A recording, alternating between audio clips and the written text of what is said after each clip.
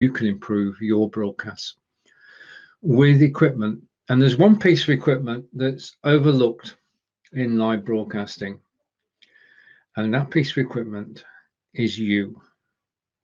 Not necessarily equipment, but an essential ingredient to a live broadcast is the person who is on camera.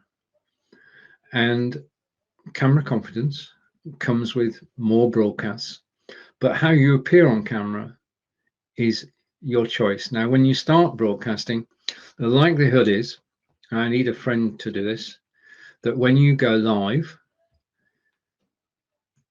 for the first few times, you will look like that. There's nothing wrong in that at all. But as you gain in confidence, as you gain in your camera presence, then you'll take it up a notch and you'll get close to the camera. This means that when you're actually talking to people and you're looking at the camera, it looks as if you're looking directly at them. And then when you're able to turn up and just go live, which a lot of my friends can, then you can change the image yet again. So we're going to go, when you start broadcasting, you'll look like this, then like this as you get more confidence, and then like this. And you are one of the most important parts of your broadcast.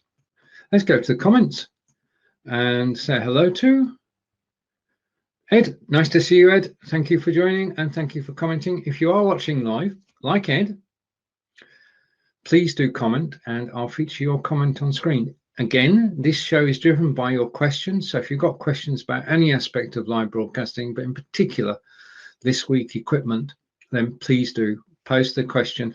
The only daft question is the one that you'd never asked. And that quote came from Joe Shepherd, who I was on a broadcast with earlier today.